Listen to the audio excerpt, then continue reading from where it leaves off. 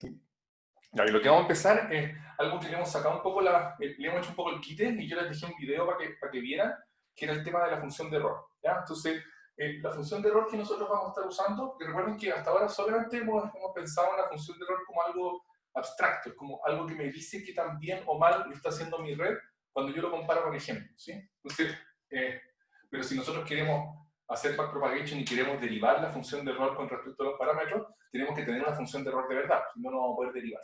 ¿Ya? Entonces, la función de error que nosotros vamos a usar, y de hecho es la función estándar que deberían usar siempre que estén haciendo un problema de clasificación en donde el output lo ven como una distribución de probabilidad, se llama entropía cruzada. Entropía cruzada.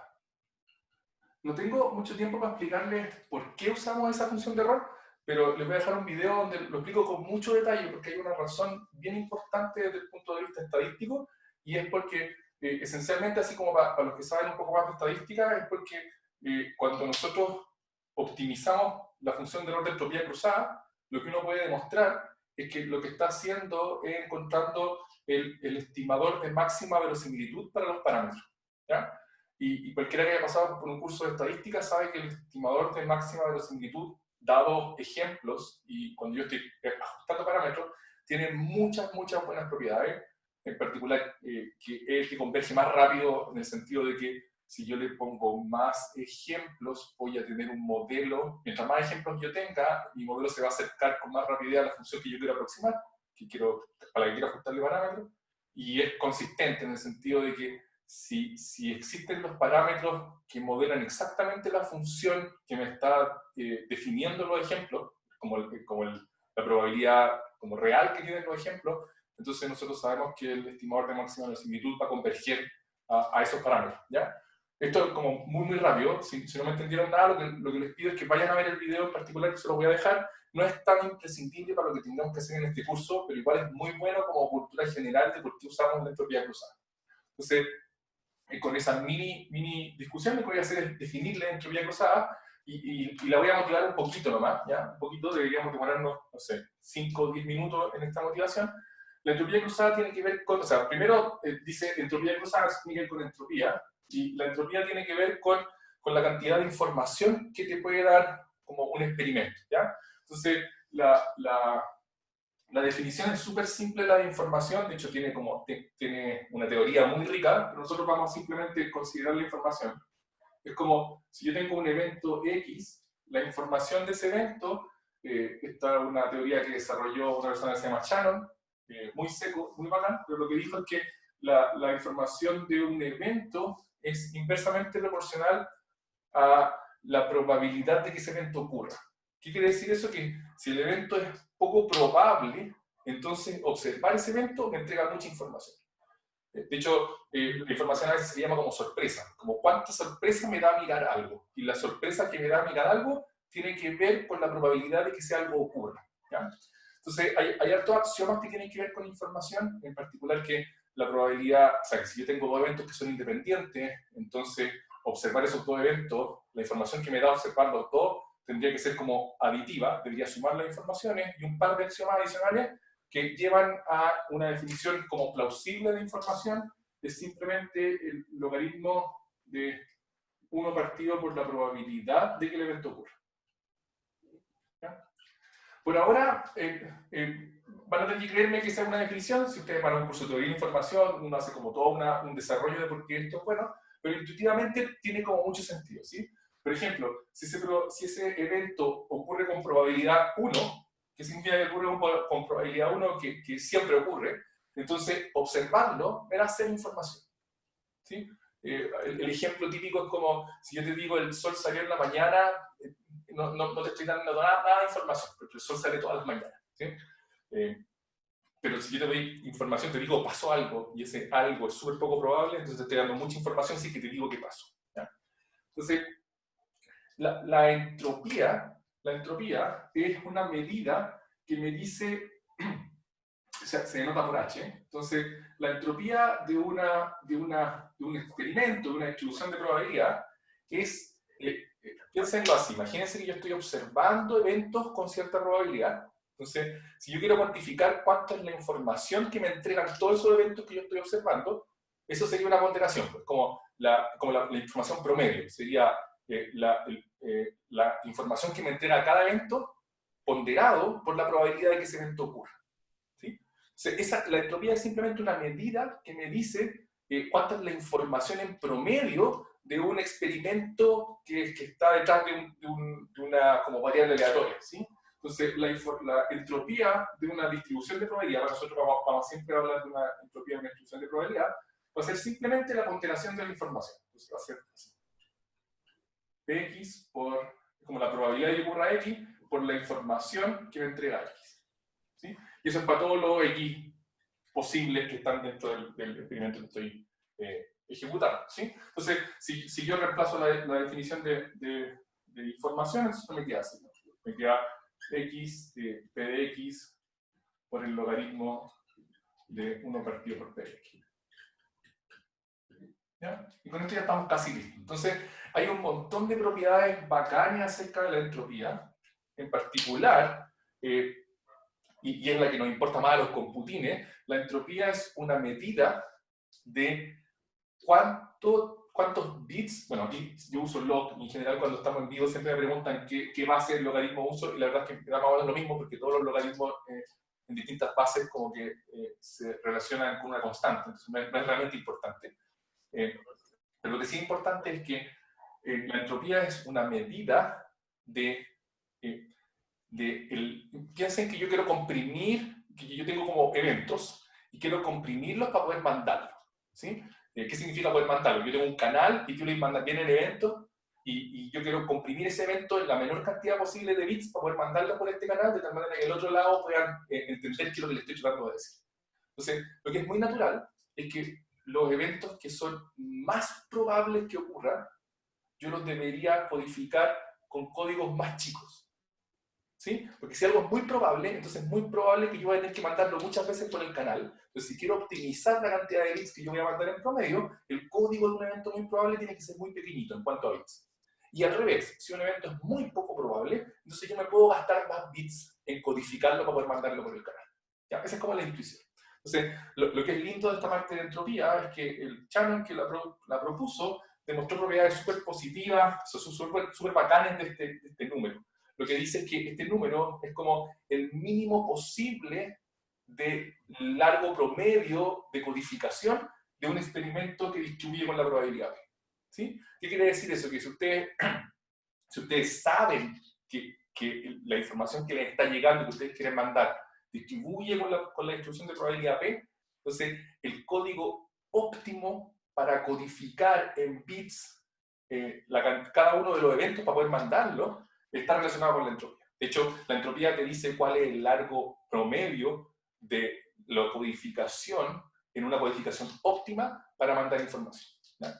Lo estoy diciendo como muy al lote, pero es como para que se hagan una idea de por qué nos interesa. Sí, ahora debería quedarles claro por qué nos interesa. Entonces, y aquí viene la parte importante.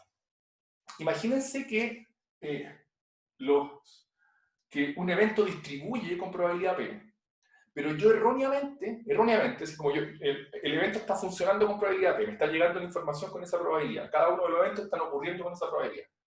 Pero yo erróneamente, así como yo no sé cuál es la probabilidad, yo erróneamente creo que la probabilidad en que llegan los eventos es Q. Entonces, los eventos efectivamente llegan con probabilidad P, pero cada vez que llega un evento, como yo creo que vienen con otra probabilidad, cuando yo veo un evento, la sorpresa que tengo de ver ese evento no es la sorpresa real que debería tener porque los eventos vienen con otra probabilidad.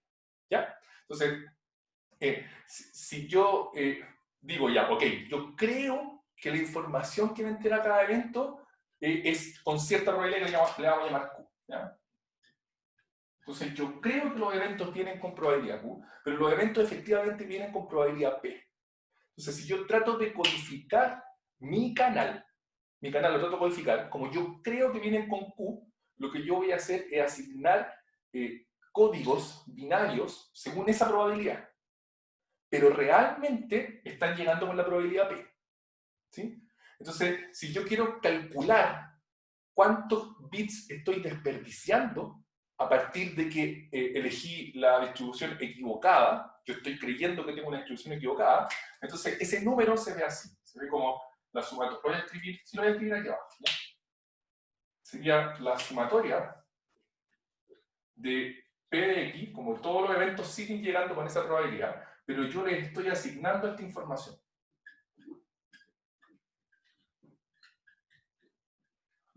¿Sí? Entonces, esto sería cuánto va a valer mi código óptimo, dado que yo estoy cometiendo un error. Yo estoy suponiendo que distribuye con Q, que no necesariamente distribuye con P. Perdón, distribuye con Q un evento que efectivamente distribuye con P, que yo no conozco cuál es.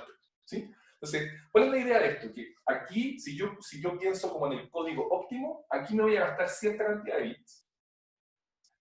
Shannon demostró que el mínimo cantidad de bits que me puedo gastar es esta. Entonces, la diferencia entre estas dos es una medida de cuántos bits estoy desperdiciando. ¿Sí?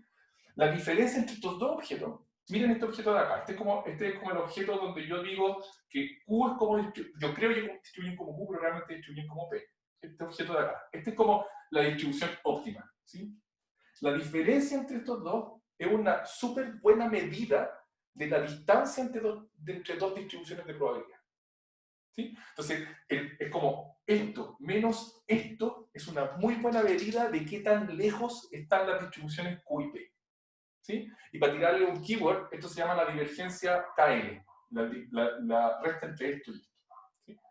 Para nuestro efecto, esta medida, solo esta medida, que es la que nos va a importar, me dice qué tan lejos está Q de P realmente. ¿Sí? Entonces, a esta medida de acá, esta medida de aquí, se le llama entropía cruzada entre P y Q. ¿Sí? De hecho, le voy a poner así, le voy a poner cross entropy. Cross entropy, y déjenme ver si lo metemos al mismo lado. ¿Sí? Prof, Cross entropy. Sí, pregúntame qué más. sí, pero entonces las distribuciones PX no las... Se está cortando tu micrófono. Trata de preguntarme de nuevo. Sí, las distribuciones de PX nosotros no las... no sé si se me escuchó. No lo te escuché, pero creo que sé que es lo que me iba a preguntar. Entonces, Yo lo escuché nosotros bien. lo que nosotros estamos haciendo, estamos observando un evento, un experimento. Estamos mirando. Ese Ya, experimento distribuye con la distribución P, pero nosotros creemos que distribuye con la distribución Q. P ya, nosotros no la conocemos. No la conocemos. Esa es la idea. Nosotros no conocemos P. Nosotros sí conocemos Q. Eso es lo que nosotros creemos que es. ¿Sí? Entonces, este número me dice cuánto error estoy cometiendo realmente. Ahora, posiblemente tu pregunta es como, si no conozco P, entonces ¿cómo diablos voy a calcular este número? sí, ¿Sí? pues eso. No, no, eso ya. Trata de preguntarme. O sea, no, sí, sí es de eso, sí es de eso. Ya, eso. ¿Sí? O sea, Entonces, sí, es que por lo que al menos igual yo tenía entendido de la entropía cruzada, era como que ese P de X era como la distribución real de las clases. ya, ¿Sí? ese es como lo vamos a utilizar nosotros. ¿Sí? Sí, Entonces, por eso. la entropía cruzada es este número. Y se acabó. ¿Sí? Esta es la definición de entropía cruzada, que es una Ya, buena medida de distancia entre dos distribuciones de probabilidad. Ahora, ya, nosotros, en nuestro contexto, lo que nosotros vamos a hacer va a ser lo siguiente. Y aquí se va a acabar la idea de entropía cruzada, vamos a poder avanzar. Lo que nosotros ya, vamos a bueno. hacer en nuestro contexto, vamos a decir, ok, esta probabilidad acá es la que me dice la red. Esta es como la probabilidad, la distribución de probabilidad que mi red está dándole la de la red. ¿Sí? Sí, Y esta de acá es la que va a ser la distribución de probabilidad empírica, que es como lo único que yo tengo para acceder a la realidad son los datos. Entonces, esta va a ser como la distribución de probabilidad empírica de los datos. ¿Sí? Entonces, los que ya empezaron a ver la tarea, realmente esto de acá me dice como cuando yo estoy mirando cada ejemplo. Vamos a fijarnos en un ejemplo. Fijemos un ejemplo, yo tengo una foto y la foto es un gato.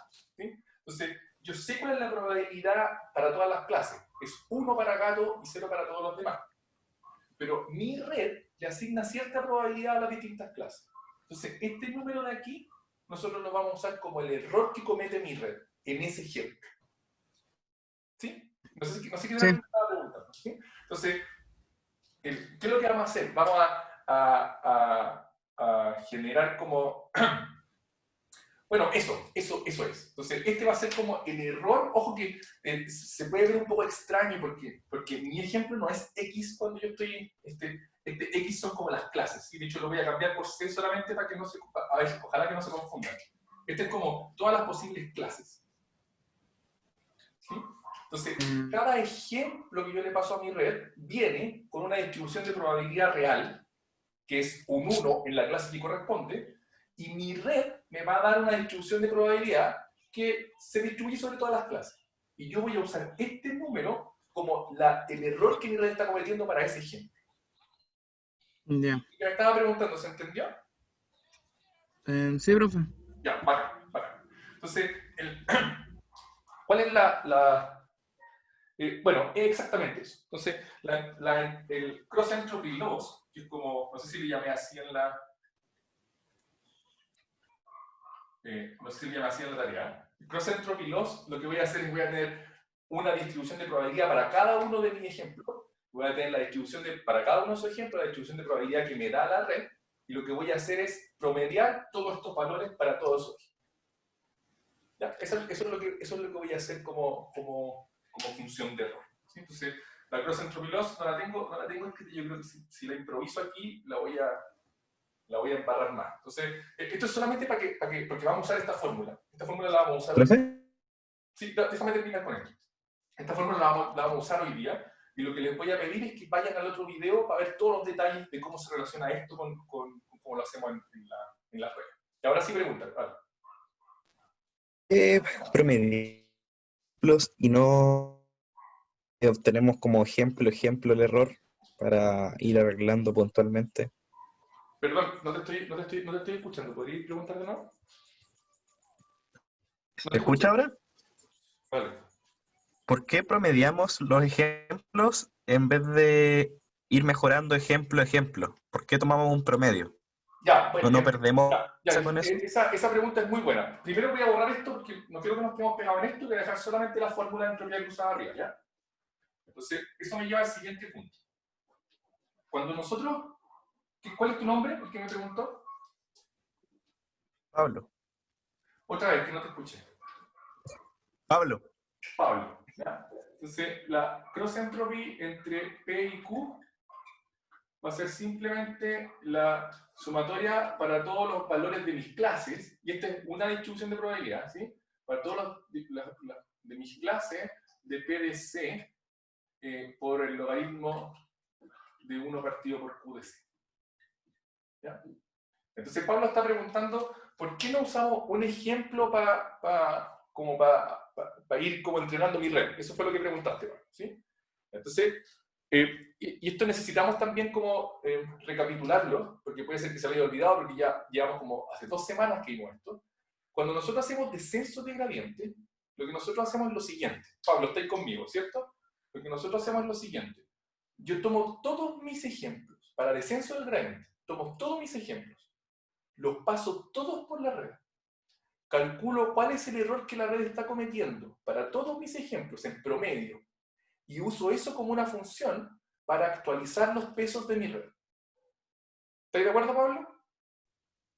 Sí. Ya, así definimos nosotros el descenso de gradiente. De hecho, esa es la definición de descenso de gradiente. Ahora, tú observaste algo muy claro, que tú dijiste, ¿por qué le pasé todos mis ejemplos? ¿Se te ocurre por qué le tengo que pasar todos mis ejemplos?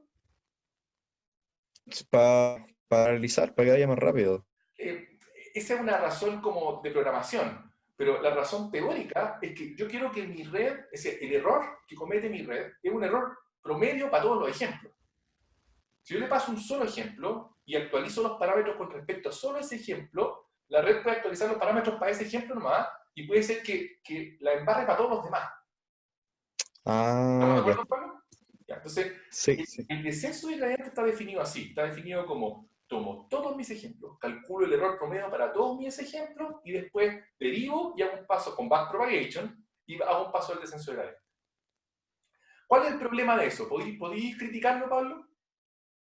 ¿O alguien que le ayude a Pablo y lo criticamos? ¿O no hay ningún problema? Problema práctico. ¿Cuál es el problema práctico de eso? Con que entrené. ¿Cómo? con datos que no tengo en el set que entré. Chuta, no te escuché, ya, pero voy a seguir yo, ¿ya? Hablemos un poquito hoy día, si no, bueno, no parece que es un marco igual. Entonces, El problema es la cantidad dale, ¿cuál?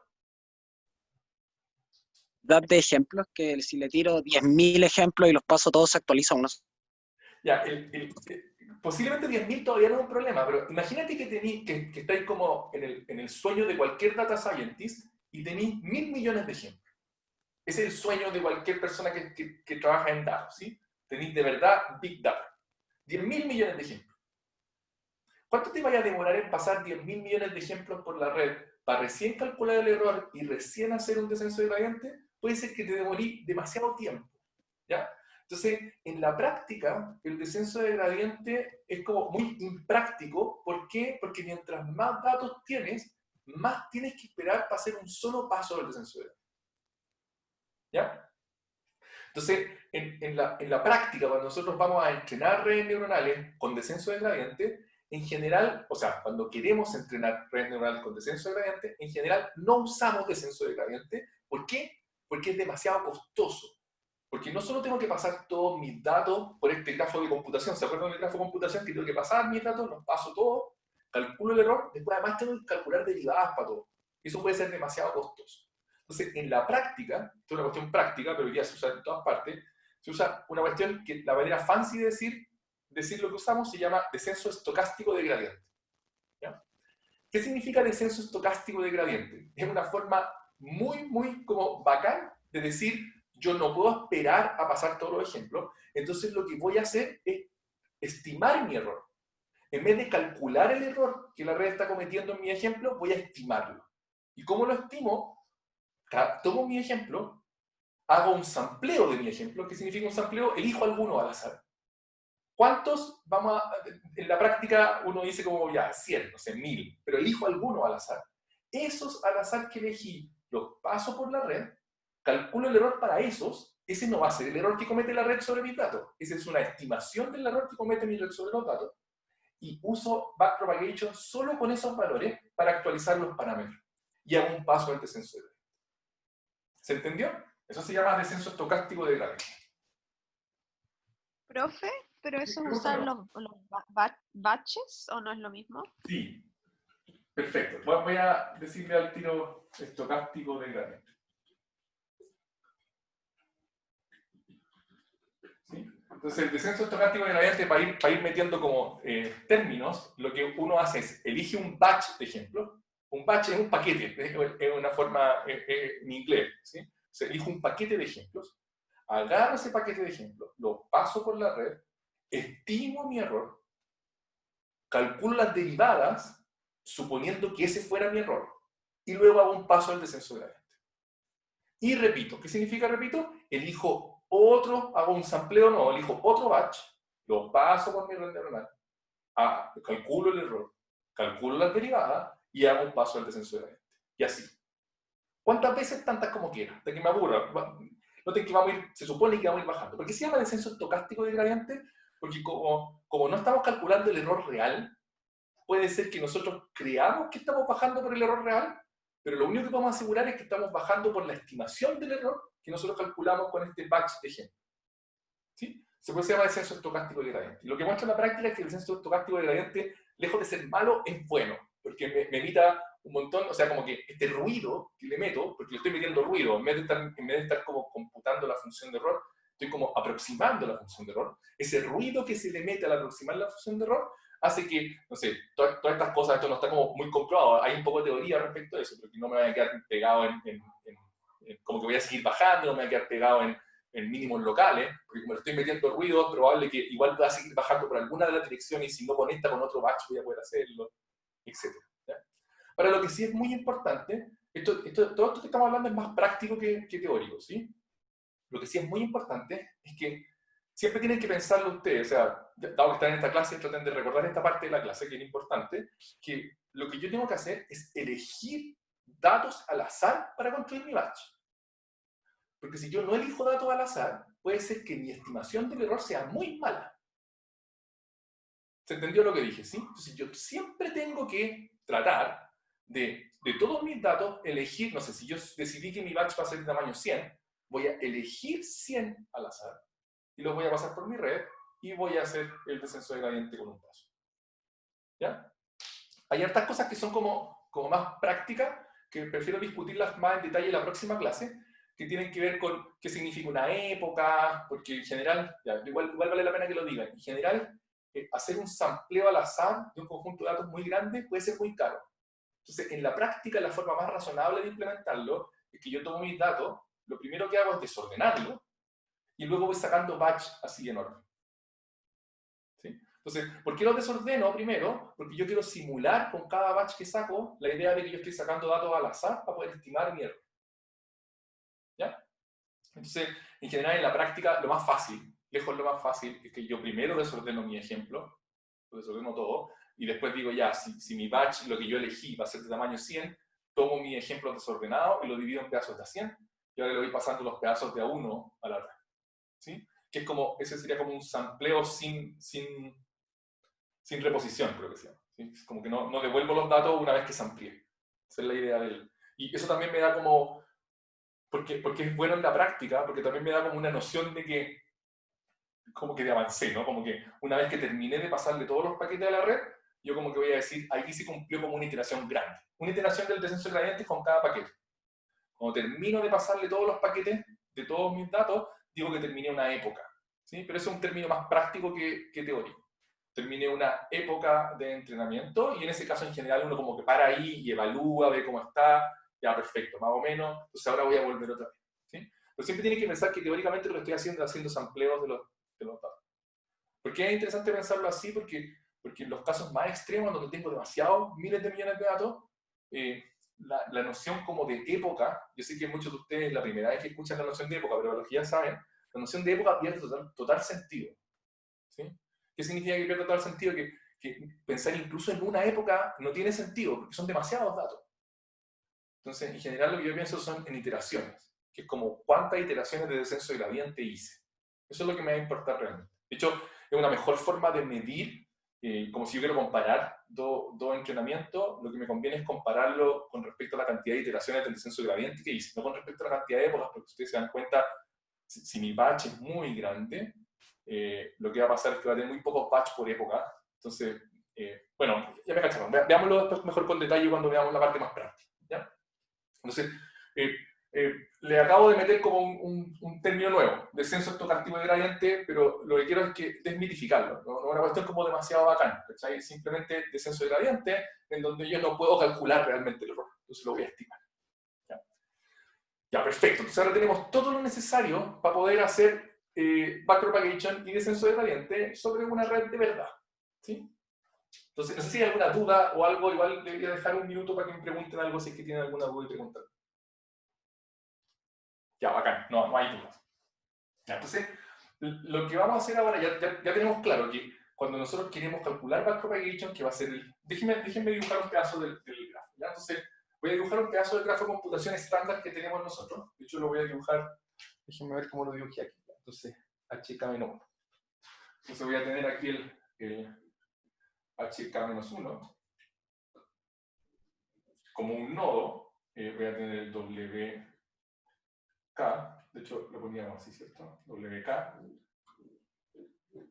Estos dos estaban multiplicando. Después teníamos aquí el BK. BK se está sumando con este nodo de aquí. Este nodo le voy a poner UK. ¿Ya? Este nodo de acá después, supongamos que hacía algo, ¿ya? No, voy a hacerlo solo con un paso. Supongamos por ahora que usábamos sigmoid como, no sé si usé sigma para sigmoid, sino eso es lo que voy a usar, ¿ya? De ahora en adelante, por lo menos en la pizarra. Este era como un paso estándar del grafo de computación de nuestra red neuronal más simple, de la Feed Forward Fully Connect. Obviamente esta cuestión tenía muchas más cosas, y por aquí partía el X, ¿cierto?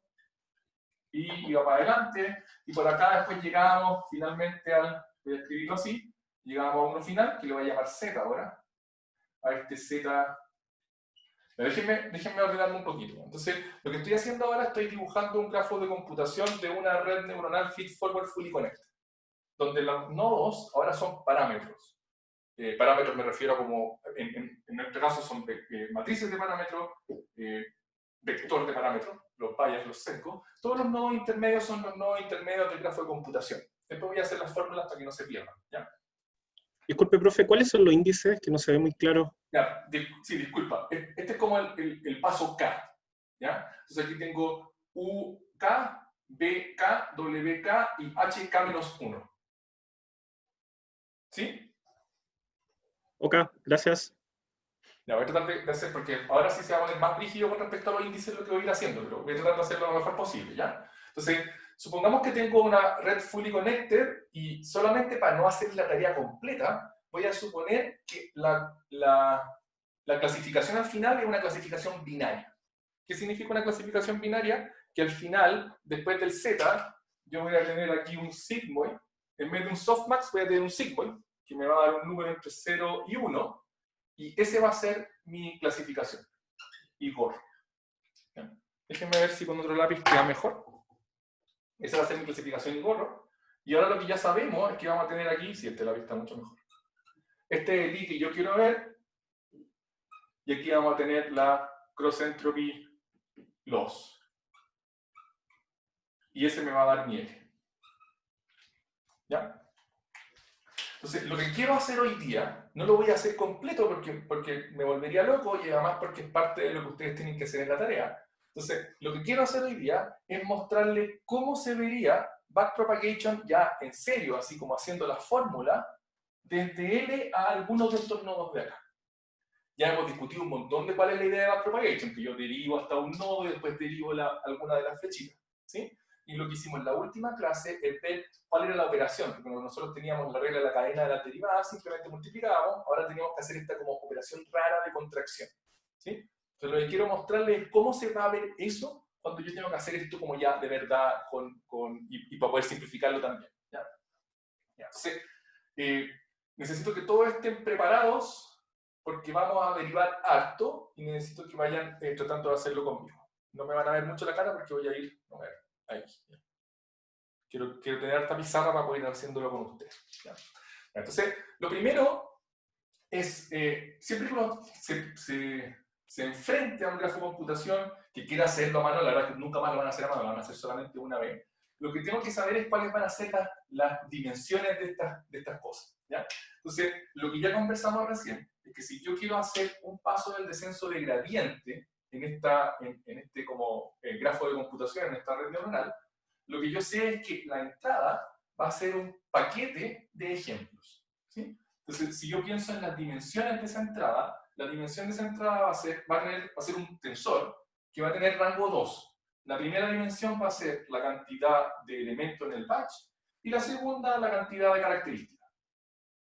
¿Sí? Entonces, mi tensor, lo que estoy haciendo ahora es poniéndole dimensiones a los tensores que están en este dibujo de acá. ¿Ya? Entonces, el primero va a tener dimensión B, F. Imagínense que noten que esto de acá es justo una capa intermedia, ¿sí? Estoy pasando de la capa K-1 a la capa K en mi red fit forward. Entonces, si yo les pregunto a alguien que me trate de ayudar, ¿cómo se ve ese tensor? Si es que mi input se ve así, ¿cómo se ve ese tensor? Alguien que me diga esto cómo hago.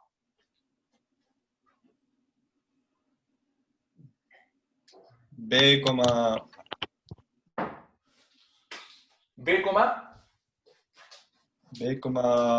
la dimensión de la anterior, ¿no? O sea, la dimensión de esa capa, ¿sí?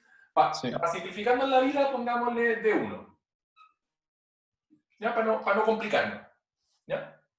Entonces, como bien lo observaste tú, esta es una capa, ¿cierto? Una como la capa escondida en capa K-1 escondida, ¿sí?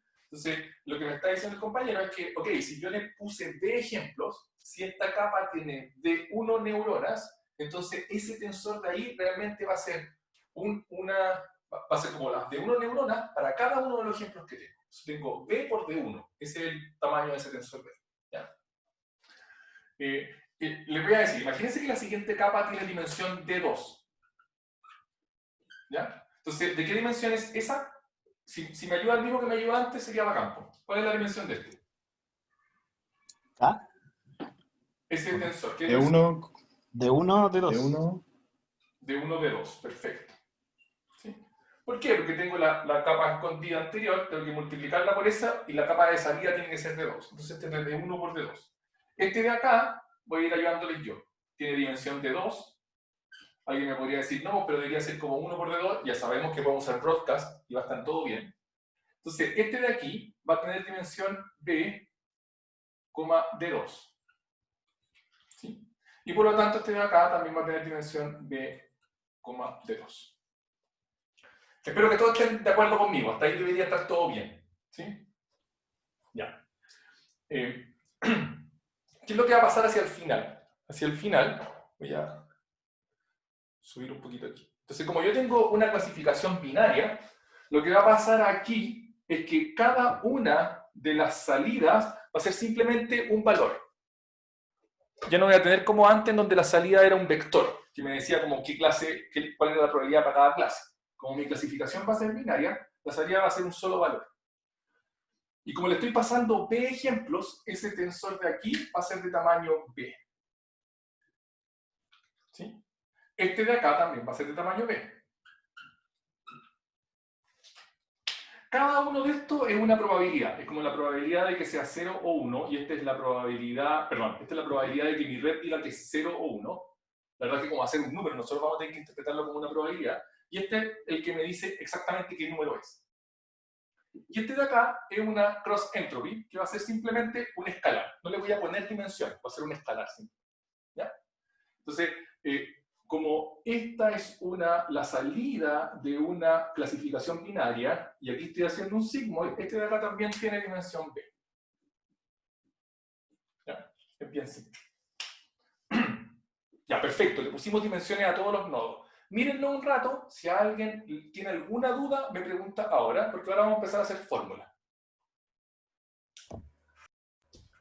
Profe, Sí, pregúntame. No, yo tengo una duda, pero por favor no se enoje.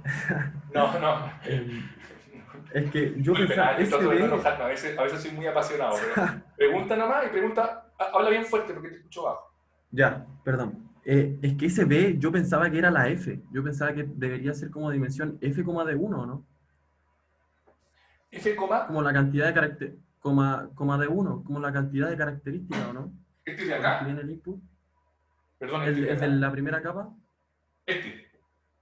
claro. el- No, el siguiente. ¿qué pasa? Sí, Ah, ¿por qué este es B de 1 y no F de 1? claro. ¿Esa es tu pregunta? Sí, Ya. ¿Cuál es tu nombre? Alonso. Alonso. Mira, Alonso, voy a tratar de explicarte como sin dibujar nada, ¿ya? Cuando tú vas a empezar con la red, yo le había dicho que la red siempre está preparada para recibir un solo ejemplo, que son sus características, ¿no? ¿Ya? Entonces, si tú piénsalo así, ¿Alonso me dijiste o Alfonso? No importa, ya. Alonso. Alonso. Entonces, imagínate que tú le pasaste un solo ejemplo, ¿ya? Entonces tenéis F característica en la primera capa, en la de entrada. Sí. Una vez que pasaste por la primera capa, ¿qué dimensión va a tener lo siguiente? Pero la siguiente, después de sumarle el bias y todo, ¿Sí? va a tener la dimensión de características, las neuronas de la primera capa. No. Voy a decirlo súper rápido, pero piénsalo así, mira. La primera capa, H1, es la función de activación aplicada a X por W1 más B. 1. ¿Sí? Si yo tengo un solo ejemplo acá, este ejemplo va a tener dimensión F. Esta de acá va a tener F por D. Cuando yo multiplique estas dos cosas, ¿qué va a pasar, Alonso? Claro, ya lo veo, 1,d. Sí. Sí, va a quedar 1,D o D nomás. Sí. Entonces, si acá yo le pongo B, F, aquí me va a quedar B, D. ¿Estáis de acuerdo, Alonso? Sí. Ya, perfecto. Ya. Esta parte es muy importante porque si yo la embarro con las dimensiones, después no voy a poder chequear si es que estoy haciendo bien las cosas más adelante. De hecho, lo que entiendo es que en la tarea hay varias partes donde yo les pido como derivar y después hay como unos chequeos, solamente chequeando si las dimensiones quedaron bien. Porque si las dimensiones quedaron bien es una súper buena forma de debuguear. Si las dimensiones están mal, algo hice mal. ¿Estamos de acuerdo, Alonso? Sí, Ya. sí, profe. Perfecto. No me enojé, ¿cierto, Alonso? No, Ya, no, sí, perdón, es que me confundí, pero ese B,1 era como la salida de esa capa, como lo que sale. Sí, no Sí, había pues como, entendido ¿cuál es la dimensión de este vector? de Por lo que sale de ahí. Claro. HK-1 va a ser HK-1 igual a HK-2 por WK-1 más BK-1. Ujú. De hecho, voy a dibujar voy a escribir esta fórmula, la voy a escribir aquí, porque igual la vamos a usar después. Entonces, nota que UK es... Nota que está acá nomás, ¿sí? Todavía no aplicamos la función de activación. Entonces, UK, ¿se está viendo? Sí. UK es HK-1 por WK más BK. No se ve. De hecho, la voy a dibujar bien porque la vamos a usar. Esta clase es donde me va a quedar chica la pizarra, lamentablemente, pero vamos a tener que poner de todos, ¿ya? Entonces, UK, ahí sí K, ¿ya? Yo sé que se ve poco. Entonces, HK-1 por WK más BK. Y HK es igual a sigmoid de UK.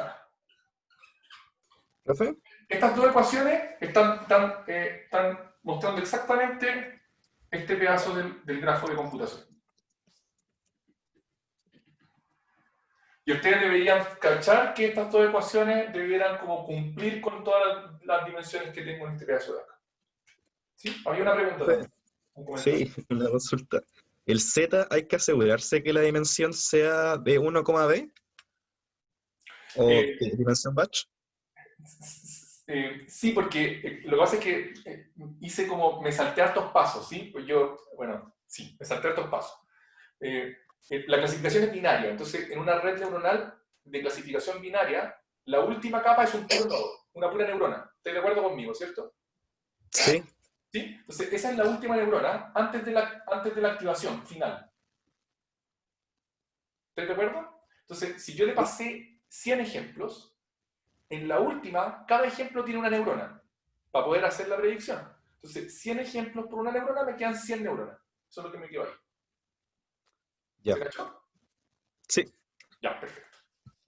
Ya. Avancemos. Voy a tratar de hacerlo, para no ir corriendo, porque en la otra clase siento que he ido corriendo. Voy a tratar de hacerlo con calma, no importa que me demore un poquito más, ¿ya?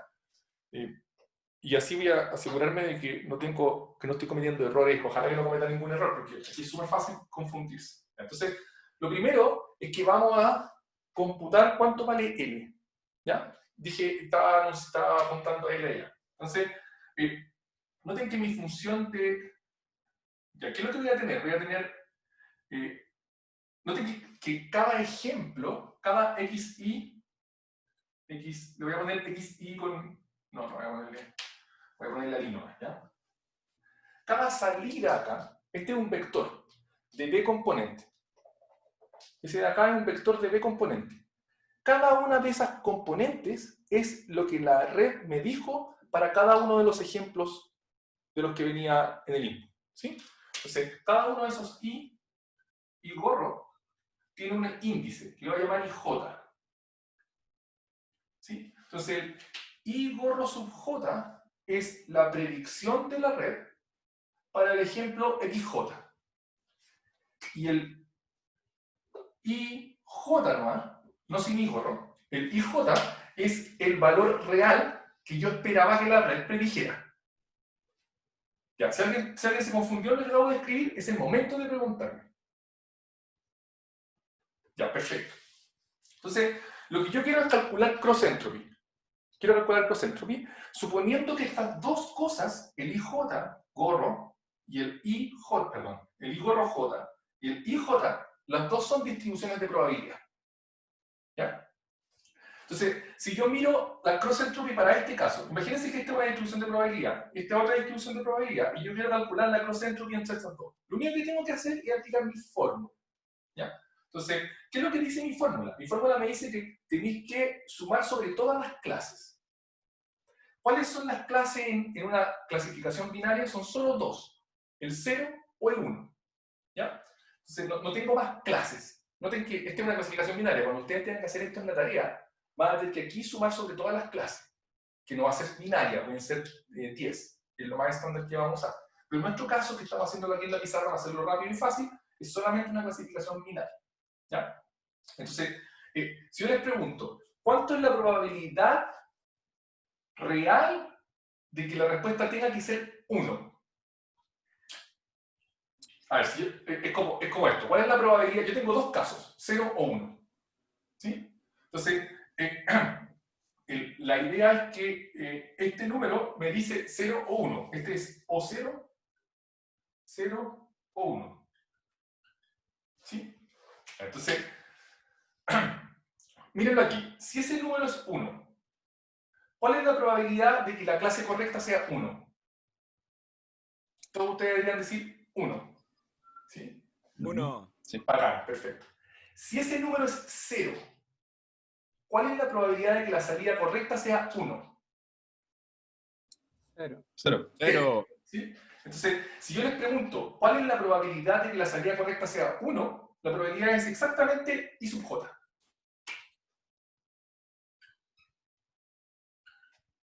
¿Sí? ¿Cuál es la probabilidad de que mi red le asigna a que la salida sea 1? I gorro j. Solo que tengo ese esto.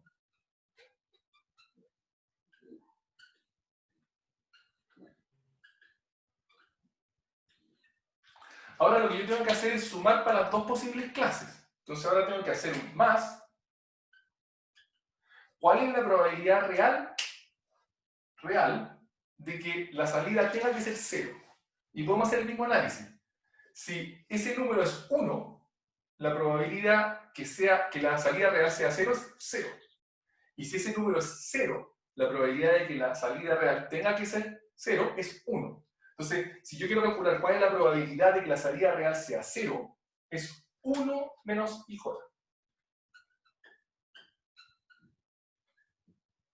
¿Sí? ¿Cuál es la probabilidad que mi modelo le asigna a que la salida sea 0? 1 menos I gorro J. 1 partido por 1 menos I gorro J. ¿Ya? Entonces, miren toda esta fórmula de aquí. Ustedes van a tener que calcular algo parecido después, ¿ya? Lo que está calculando acá exactamente es como la medida de cross entropy entre estas dos. Cuando yo tengo un valor que yo sé, imagínense que ustedes saben que este es 1. Entonces ustedes saben que aquí lo único que sobrevive es esto. Voy a decirlo de nuevo. Si ustedes están mirando un IJ, lo están mirando, y es 1, ustedes saben que este se va a convertir en 0, entonces me da lo mismo no allá, este se va a convertir en 1, entonces la cross entropy va a ser exactamente esta de acá. Si ese número es 0, va a pasar al revés. Entonces va a ir y la cross entropy va a ser solamente el logaritmo de 1 partido por 1 menos IJ. ¿Ya? Pero en general, esta es la fórmula. Esta es la fórmula en general. Si yo no sé cuánto es IJ y no sé cuánto es I gorro J, esta es la fórmula general. Esto es para cada ejemplo. Entonces, la loss de verdad es la sumatoria sobre desde J igual a 1 hasta B. Voy a borrar esta parte de aquí.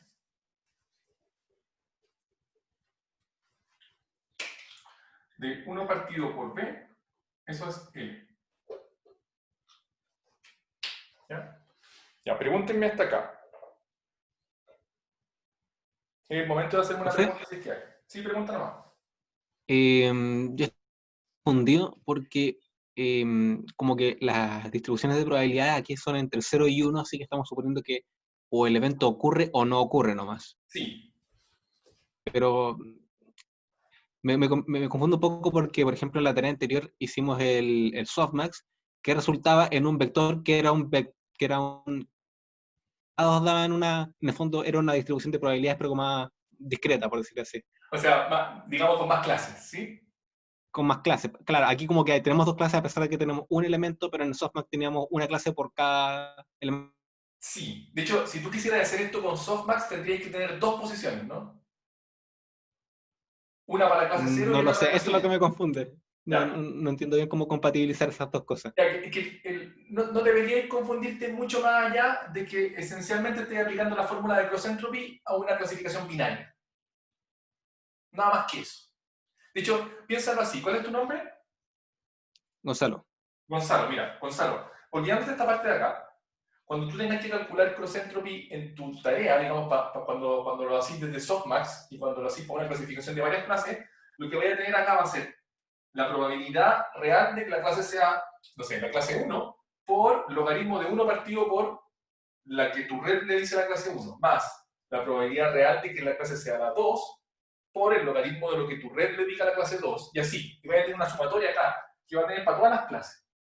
Y luego afuera voy a tener que sumar para todos los ejemplos. ¿Sí? En nuestro caso, solamente tenemos 2 clases, pero no lo hicimos con un softmax, lo hicimos con un sigmoid, para hacer como una clasificación binaria real.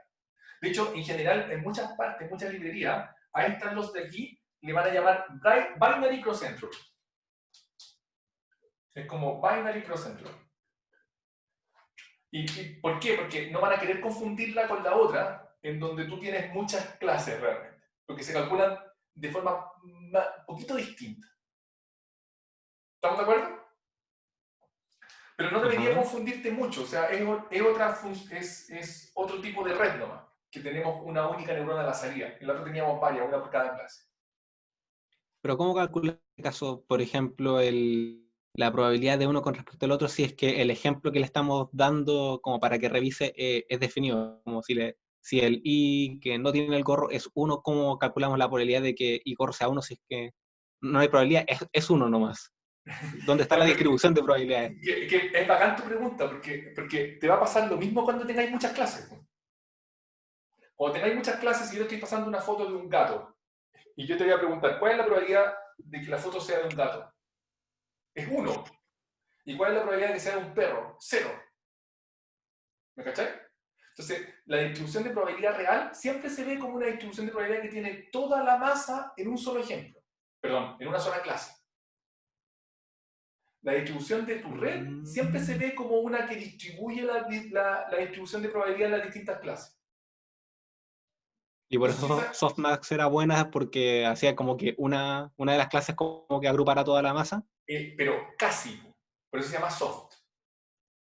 Claro, casi, para que sume 1 y sea una distribución correcta. ¿Cachai? Que casi. Entonces, lo que va a pasar es que realmente este cross entropy lo que está diciendo es como si tú le pusiste, si el 1 tendrías que ponerlo en la posición 5 y tú pusiste el 1 en la posición 7, este número va a ser muy grande. ¿Ya? Ok. Sí, más o menos eso. Ahora, pero tu duda yo creo que era en otra parte. Tu duda tenía que ver con que esta cuestión es binaria. Entonces, cuando es binaria, mi red produce un solo número, un valor nomás. Pero yo tengo 2 opciones. Piensa que la red produce un solo valor y las opciones son A y B. Entonces, cuando yo, de hecho, debería ser 0, 1. ¿Ya? Entonces, cuando yo miro lo que me dice mi red, si mi red me dice como, no sé, 0,89, entonces la probabilidad de ser 1 es 0,89. Y ahora yo te pregunto, ¿cuál es la probabilidad de ser 0? Es 1 menos 0,89. Y eso es lo que tengo escrito aquí. ¿Cachai? Ok. ¿Sí? Cuando tenéis varias clases es más fácil porque tú tenías una probabilidad para cada clase. Cuando tenéis una distribución binaria tenéis que ser como la probabilidad y 1 menos la probabilidad. ¿Ya? Ya. Sí, vamos a pasar a hacer una derivada al menos. Profe, Entonces, sorry, igual ¿puedo hacer otra pregunta? Sí, hace la pregunta. Es que estoy confundido con algunos conceptos, porque al final el cross entropy loss sería como el promedio de mis entropías cruzadas, ¿verdad? Sí, exactamente. ¿Y qué era eso al principio, que era como la resta o la diferencia entre el cross entropy y como la entropía por sí sola? Eso no tiene nada que ver, eso es otra cosa. ¿Otra vez? Que usted también dijo que una forma de medir como un error era como restar la entropía cruzada con la entropía así a secas, Sí. pero eso no tiene nada que ver con el cross entropy loss. Ya, un minuto. Siempre digo un minuto y finalmente me tomo 3, ¿ya? Pero un minuto. Lo que pasa es que nosotros siempre vamos a minimizar, ¿ya? Entonces, si tú minimizas esa diferencia, lo que te va a pasar es que uno de los lados de la diferencia va a estar siempre fijo, que es como la entropía, porque es la entropía de la probabilidad real. Entonces, si tú quieres minimizar esa diferencia, te basta con minimizar el lado izquierdo de la diferencia. Y ese lado izquierdo es la entropía cruzada. Es una cuestión bien técnica, pero si tú ves el otro video que voy a dejar, ahí explico todo eso. Es como la función de error. La función de error que realmente queremos usar es la que se llama la divergencia KL. Pero cuando tú quieres minimizar la divergencia KL, eso es equivalente a minimizar la cross entropy. Y por eso usamos cross entropy para entrenar. ¿Ya? Ya, perfecto. Voy a ver el video entonces. Es una cuestión algebraica. ¿Ya? Ya, gracias, profe. Sí. Miren, yo sé que no me están viendo a mí, pero lo importante es que vean acá. ¿Ya? No, primero vamos a ver acá. Entonces, lo primero es que para calcular backpropagation, lo que nosotros queremos calcular es la derivada de L con respecto a todo, de hecho en particular con respecto a estos dos. Estos son los que me van a interesar. Hay que calcular la derivada, porque así voy a poder hacer un paso al descenso gradiente. Y yo creo que con el tiempo nos va a alcanzar para calcular la derivada con respecto a eso. Entonces, si nosotros nos acordamos de backpropagation, lo que nosotros necesitamos es calcular la derivada de L con respecto a cada uno de estos valores. ¿Sí? Entonces, noten, por ejemplo, que la derivada de L con respecto a I me da lo mismo, porque yo nunca voy a usar esta rama de la derivada. Entonces, realmente para poder llegar hasta acá, la que me interesa es esta, la derivada de L con respecto a Z. ¿Ya? Entonces vamos a calcular esa primero. Entonces, lo que yo quiero es la derivada de L con respecto a Z, y nosotros sabemos que esto, por todo lo que vimos la clase pasada, esto es la derivada de L, bueno, lo que vimos en la clase pasada más backpropagation, la derivada de L con respecto a I, gorro, producto raro con contracción, etcétera, de la derivada de I gorro con respecto a Z. ¿Sí? Eso es lo que queremos. Ya, noten, esto es lo que queremos calcular. ¿Ya? Este por de ahí es un por extraño que vimos en la clase pasada.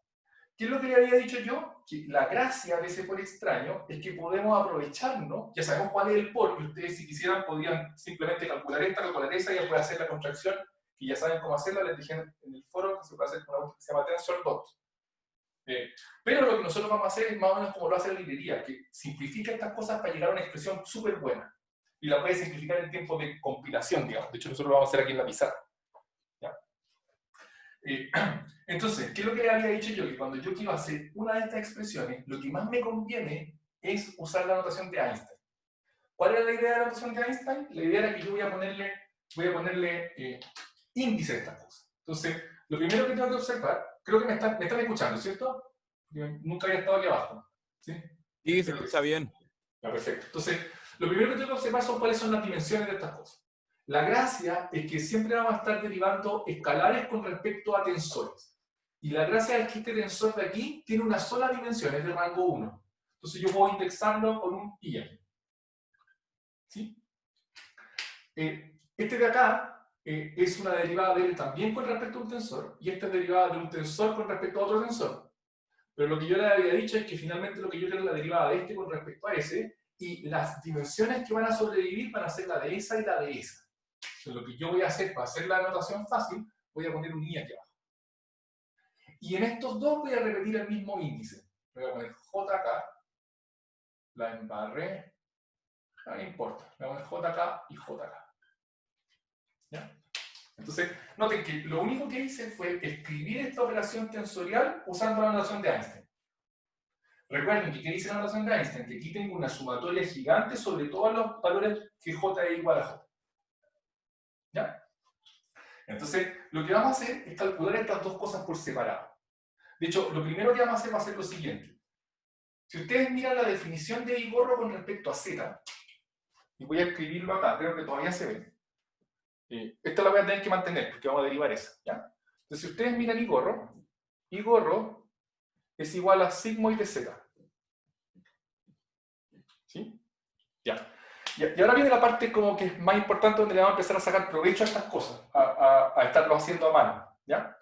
Si yo miro este I gorro realmente es como yo estoy aplicándole sigmoid a este vector de tamaño b. Entonces, lo que yo sé es que si tengo un vector de tamaño b, le aplico sigmoid y me da un vector, en este caso va a ser I gorro, lo que yo realmente estoy haciendo es aplicando sigmoid punto a punto.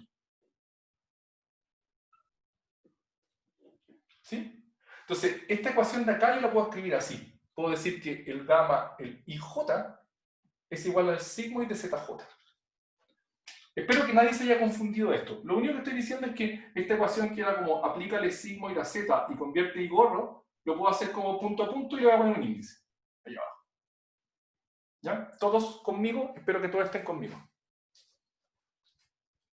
Ya, entonces, realmente esta derivada de acá, voy a hacerle doble clic a esto de aquí. Después ustedes van a poder ver este video en 2x y va a estar todo bien, ¿ya? Entonces, esta derivada de acá realmente es esto. Va a ser la derivada de...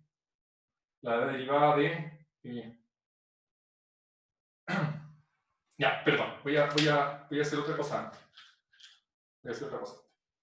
Entonces, noten que lo que yo quiero hacer acá es derivar I gorro J con respecto a ZI. ¿Sí? Entonces, si yo les pregunto, el I gorro J, ¿cuánto depende de ZI? Si yo miro esa ecuación de allá, el I gorro J depende de ZI solo cuando J es igual a I. Los otros J, los I sub J que no son I, los I gorro, Y gorro, pero ya me cacharon, ¿no? O sea, la posición J va a depender de la posición I solo cuando J sea igual a I. En todos los demás casos, esa derivada va a ser 0 porque no depende de la otra posición. Eso es por el dibujo que hice aquí. Por ese dibujo que hice aquí. Entonces, por ejemplo, esta posición de acá, creo que todos están mirando así, esta posición de acá no depende de esta de acá. No depende. No. Entonces, cuando yo derive esa con respecto a esa, me va a dar 0. El único que no me da 0 es cuando yo derivo esa con respecto a esta. Entonces, ese tipo de observaciones me van a empezar a simplificar la vida acá. ¿Qué quiere decir eso? Cuando yo quiera derivar esto con respecto a esto de acá, yo puedo suponer que este valor es I. Porque en todo lo demás va a ser 0. ¿Y por qué puedo llegar y cambiarlo? Porque como esta es una sumatoria de Einstein, las que son 0 no me van a importar. ¿Ya? Entonces, lo primero que acabo de hacer es simplificarme la vida. Cuando yo quiero derivar L con respecto a ZI, me basta con hacer esa operación. Ya, preguntas de esto, porque me quedan como 10 minutos todavía para poder hacer lo que me falta. Ya, perfecto. Entonces, ahora yo puedo llegar y mirar.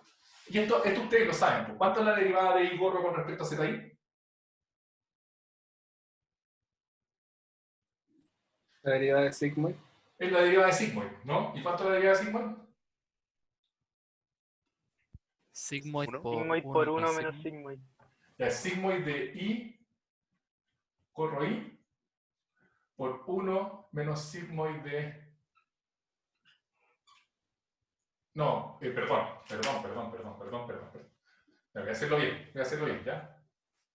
Se ve, ¿cierto? Sí. Entonces, esto de acá, solo esto de acá, esto, ¿no? Es la derivada de sigmoid de ZI con respecto a ZI. ¿Sí? Y eso sabemos que es sigmoid de ZI por 1 menos sigmoid de ZI. ¿Sí? Y ahora, ¿cuál es la gracia? La gracia final es que sigmoid de ZI es realmente I gorro. Entonces, esta derivada de acá realmente es I gorro de I por 1 menos I gorro de I. ¿Está todos de acuerdo conmigo? Espero que todos estén de acuerdo conmigo. Entonces, realmente para calcular esta, la única que me falta es esta de aquí. ¿Sí? Y ahí todos ustedes debieran ponerse el gorro de derivadores y ayudarme. De hecho, el L está aquí arriba. ¿Sí? Entonces, voy a tratar de hacerlo, voy a hacerlo una vez, porque igual es importante hacerlo con un poco de letra. Entonces quiero hacer esto. Quiero hacer la derivada de L con respecto a I gorro I. Esa es la que quiero. ¿Ya? Lo voy a hacer más o menos rápido para que no... De hecho, ya. Lo primero que observar de nuevo, como L depende de un montón de índices J. Pero cada vez que yo derive L con respecto a I sub I, todos los J que no son I sub I se van a morir, van a ser 0. ¿Ya? Entonces, la derivada de L con respecto a I gorro sub I va a ser el 1 partido por B va a sobrevivir. Y aquí simplemente voy a simplificar un poco. De hecho, ¿me dejan escribirles la solución para que no estemos hasta mañana? Bueno. No es tan difícil, pero déjenme escribirla. Si yo la hice antes para ustedes. ¿Sí? Entonces me queda esto, me queda 1 menos I sub I dividido por 1 menos I gorro I menos I sub I dividido por I gorro I. Y todos ustedes debieran cachar más o menos cómo me resulta esto, no es tan difícil, ¿sí? De hecho, lo único que tengo que hacer es, ese de allá viene de derivar este, que es más o menos fácil derivar este, ¿sí? Que es como este sobrevive, y este de allá yo puedo decir que el logaritmo de 1 partido por I gorro es menos el logaritmo de I gorro, y en la derivada del logaritmo de I gorro va a ser 1 partido por I gorro, y me va a quedar allá. Y va a ser parecido con este de acá. Háganlo ustedes esto a mano para que se convenzan que es así, ¿ya? Entonces, ¿qué es lo que me va a pasar? Si es que yo agarro este valor de acá y lo meto aquí, que es lo que yo quería. De hecho, lo meto aquí, que es lo que yo quería, ¿sí? Lo que me va a resultar finalmente, y esto lo voy a hacer más o menos, ¿todavía se ve? Sí se ve. Entonces, la derivada de L con respecto a ZI va a ser igual a eso de allá multiplicado por esto de acá. ¿Sí? Y noten que es bien interesante lo que va a pasar, porque el 1 partido por B va a sobrevivir. Y cuando yo multiplique eso por todo lo de allá, cuando yo multiplique esto por esto, ese se me va a ir con ese, y la parte de arriba me va a quedar 1 menos II por I gorro, y el de allá me va a quedar, el I se va a ir con ese, y me va a quedar 1 menos I gorro, I por I. Y finalmente lo que va a pasar es que esa multiplicación, este es un I, esa multiplicación se me va a ir con esa multiplicación. Entonces me va a quedar, el I va a quedar acá, y el I gorro va a quedar acá. Y lo que me va a quedar va a ser esto. Déjenme estar seguro de qué es lo que me va a quedar. Claro, me va a quedar esto. Me va a quedar, bueno, 1 partido por B, 1 partido por B, por I gorro I, menos I. ¿Sí? Noten lo que hicimos. Lo que hicimos fue decir, la posición I de DL con respecto a Z va a ser exactamente la posición I de I gorro menos la posición I del I normal. Y 1 partido por B por todo eso. ¿Sí? Entonces, ¿cuál es la gracia de esto? Que yo ahora puedo empaquetar todo esto, en vez de tenerlo como una posición, esto realmente es como la resta de 2 vectores. Como yo estoy diciendo, la posición I de este vector va a ser la resta de la posición I de este vector menos la resta de la posición I de ese vector de allá. Entonces voy a poder tener una sola fórmula. Y la fórmula va a ser esta. La derivada de L con respecto a Z va a ser simplemente 1 partido por B por I gorro menos I. No sé si se está viendo todavía. Sí, se está viendo. Perfecto. Ya. Y esta es la fórmula libre.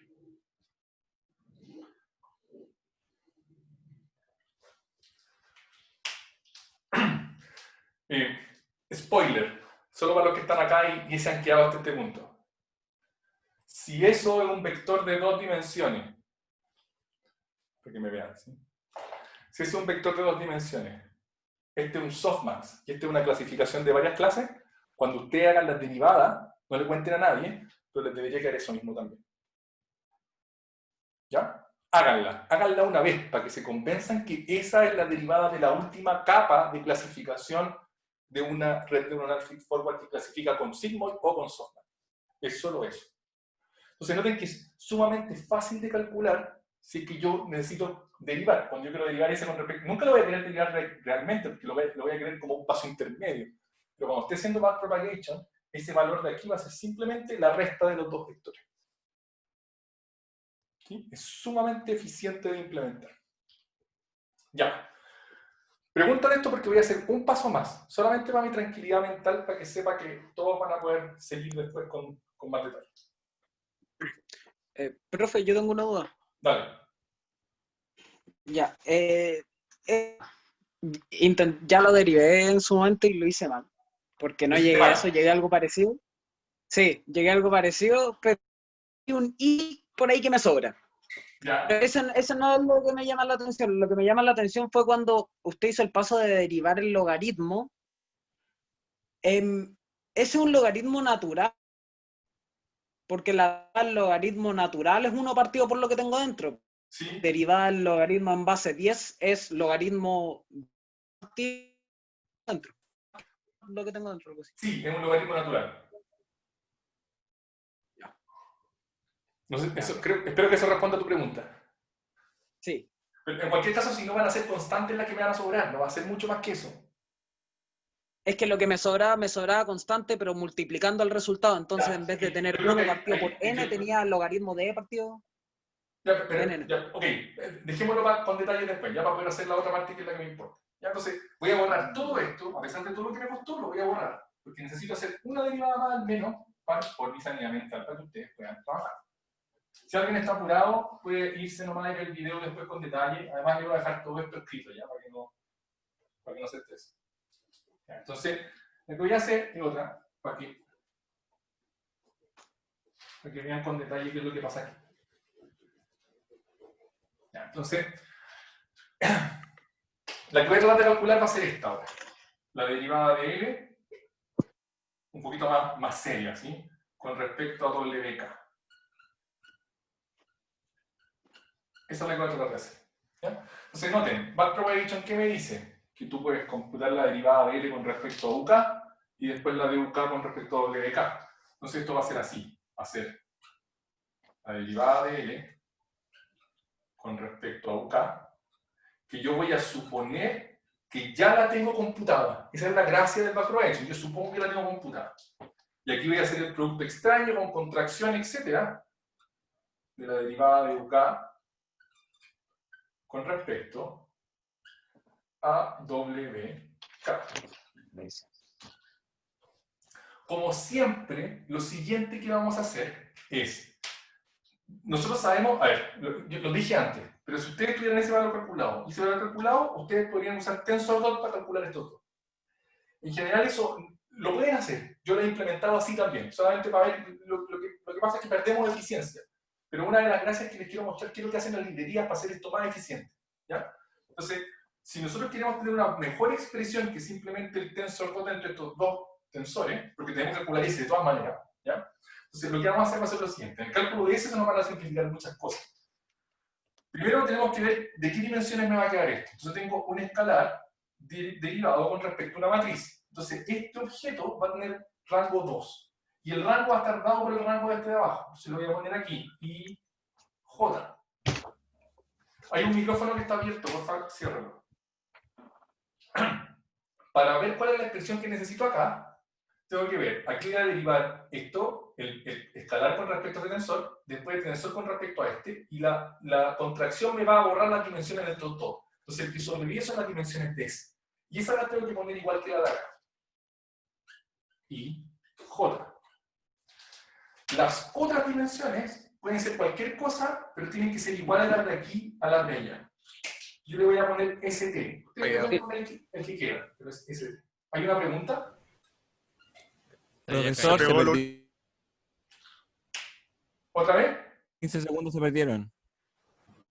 15 segundos, pero ahora está... ¿O no?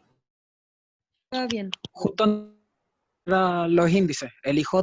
Ya, perfecto, lo digo de nuevo, no hay problema, no hay problema. Entonces, lo que estaba diciendo es que antes de poner los índices, nosotros sabemos lo que significa esa expresión, porque nos gastamos una clase entera viendo qué significa esa expresión. Ahora lo que vamos a hacer para simplificarnos la vida, vamos a usar la notación de Einstein para decir qué es lo que está usando, la suma de Einstein. Entonces, lo que tenemos acá es una derivada de un escalar con respecto a una matriz. Entonces, este objeto tiene dos índices que van a estar dados por esta matriz de acá. Este objeto de acá, como contraímos las dimensiones de estos dos, las únicas dimensiones que sobreviven son realmente las dimensiones de ese. Entonces, esos índices de acá son los mismos que los índices de acá.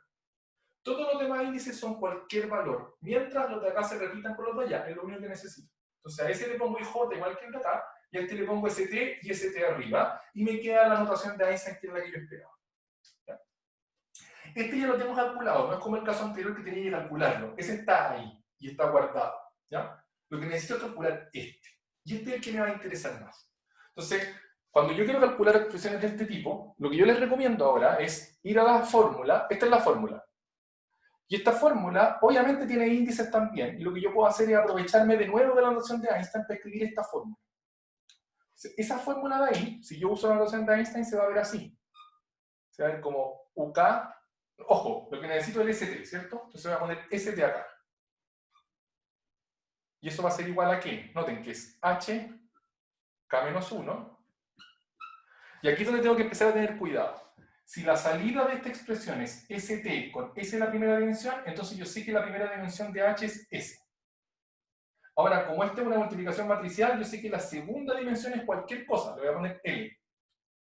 Y aquí le voy a poner W, L. Y aquí la segunda dimensión de esta expresión es exactamente igual a la segunda dimensión de allá. WT, K.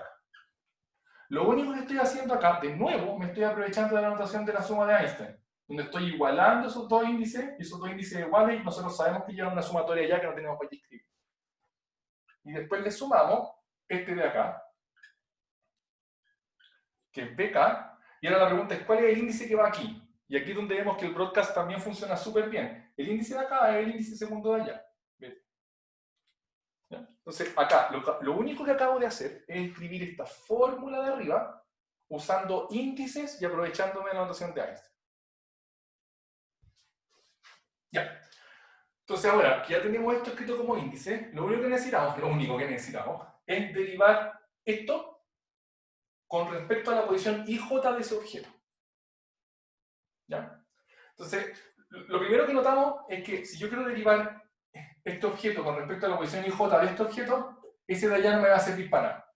Esa parte realmente no me importa. ¿Ya? Lo segundo que tengo que observar es que si yo realmente la posición que me importa es la IJ de aquí, esta derivada solo va a ser distinta de 0 cuando L sea I y T sea J. Todos los demás casos va a ser 0. Entonces realmente lo único que me importa lo voy a escribir aquí.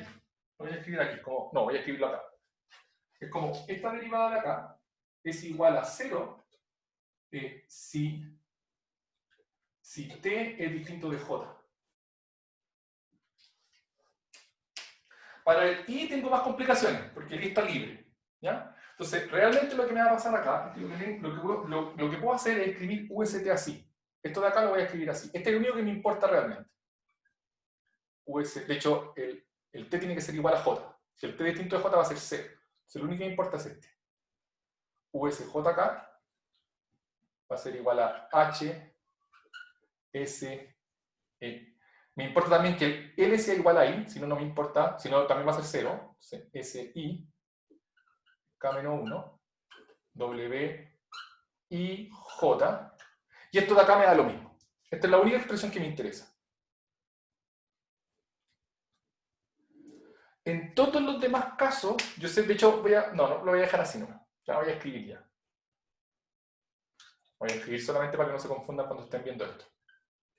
B, el T tiene que ser J. J. Esa es la única parte de la expresión que me importa porque todas las otras derivadas, la derivada de ST con respecto a WJ va a ser 0. Esta es la única que realmente me importa. ¿Qué es lo que quiere decir eso? Que yo, como todas las demás van a ser 0, yo puedo llegar y cambiar el T de aquí por J. Puedo cambiar ST por J. Todas las demás van a ser 0. Y ahora ya estoy casi listo. Síganme aquí. Ahora, esta derivada debería ser fácil de calcular. Ahora, ¿cuál es la derivada de USJ con respecto a WIJ? Mírenla aquí. Alguien que me diga, ¿cuál es la derivada de esto con respecto a eso? HSI. HSI K-1. ¿Sí? Entonces, noten que lo que me queda finalmente es que todo esto de acá, toda esta expresión, la pude simplificar a esto.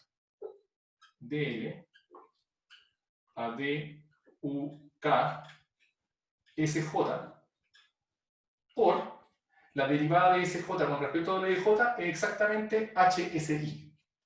Me queda HSI K-1. ¿Sí? Y alguien me podría decir, bueno, ¿y qué ganaste? Y ahora vamos a cachar exactamente qué gané.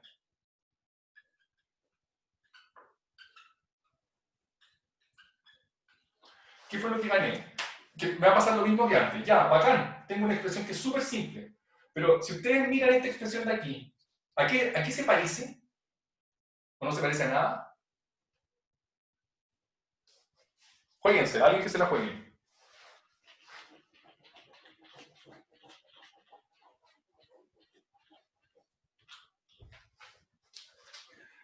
¿Qué pasa si yo hago esto? Miren, miren acá, esto es como la parte más...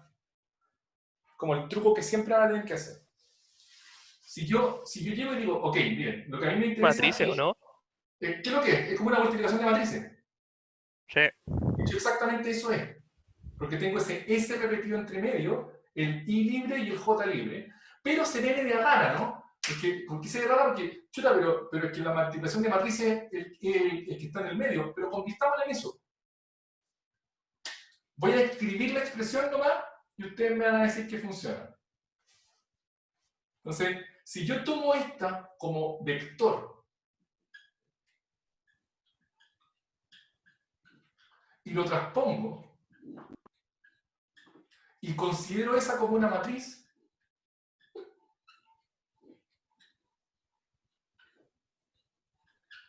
esta expresión de acá es exactamente igual a la multiplicación de matriz. Le puse así arroba porque así se hace en Python. Entonces, finalmente, esto es lo que tengo. De hecho, eso. ¿Sí? ¿Qué es lo que acabo de calcular? Lo que digo es que la derivada de L, noten lo que estoy haciendo, para que vean como para qué me sirvió todo esto. La derivada de L con respecto a ese parámetro es igual a ese valor transpuesto multiplicado por la derivada de este con ese parámetro, que ya la tenemos calculada antes. ¿Sí? Entonces, el backpropagation es súper fácil de hacer si es que yo me sé alguna de estas derivadas. De hecho, cuando uno hace esta mano después y crece, lo que uno sabe es que si tiene que derivar la derivada de esa realmente es HK-1 transpuesto. Y después la multiplica por la derivada que viene hasta acá. ¿Sí? Lo que no es tan raro una vez que uno lo hace. Después de que uno lo hace, cuando ustedes hagan, lo que van a tener que hacer es hacer la derivada con respecto a este, van a tener que hacer la derivada con respecto a este, y para poder seguir hacia atrás, van a tener que hacer la derivada con respecto a este. Todas esas derivadas van a tener expresiones súper simples después, que van a ser simplemente expresiones matriciales, que se van a computar a partir de las derivadas a nodos anteriores. ¿Ya? Entonces, guarden esta por ahí. ¿Cuál es la moraleja de todo esto? La moraleja de esto es que siempre que quiera yo como hacer backpropagation a mano, tengo dos opciones. Una es simplemente usar TensorDot acá, que voy a poder usarlo, y eso sí que es trivial de implementar. O sea, trivial, porque igual necesito esta derivada. Y para poner esta derivada tendría que haber hecho como derivar con respecto a todas las posiciones. Entonces, una de las gracias es como para no tener que derivar con respecto a todas las posiciones, puedo hacer un poquito de álgebra a mano, para poder convertir esta expresión que se veía complicada en una expresión sumamente simple. Que está acá. Y alguien me podría decir, pero no habíamos hecho backpropagation para no tener que hacer eso. Sí, la gracia es que noten que esa de ahí es la que yo tengo precalculada. Entonces yo tengo una precalculada y tengo que operarla con esta otra operación, con esta otra parte, que es la parte de la derivada como que va en la flechita, que fue lo que calculé a mano. ¿Sí?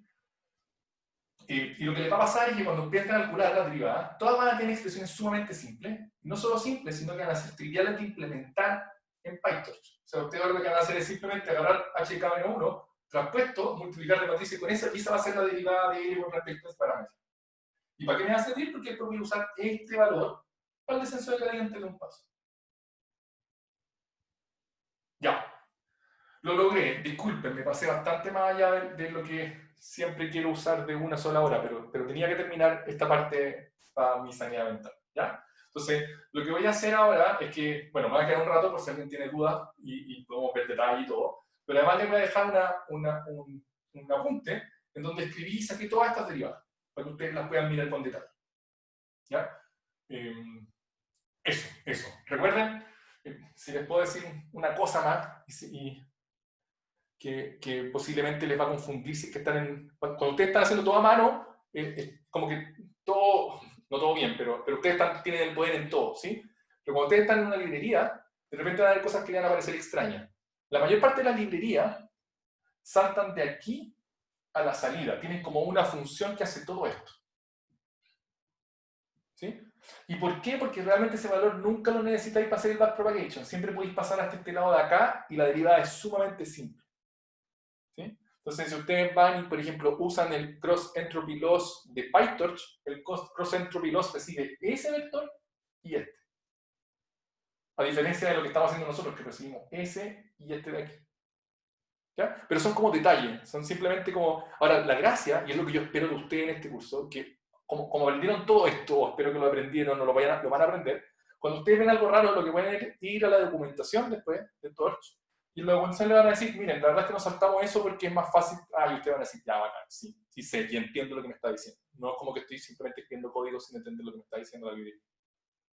Ya, perfecto. Con eso vamos a terminar la clase, terminado el video, me voy a quedar igual respondiendo preguntas para todos los que tengan dudas. Chao, profe, gracias.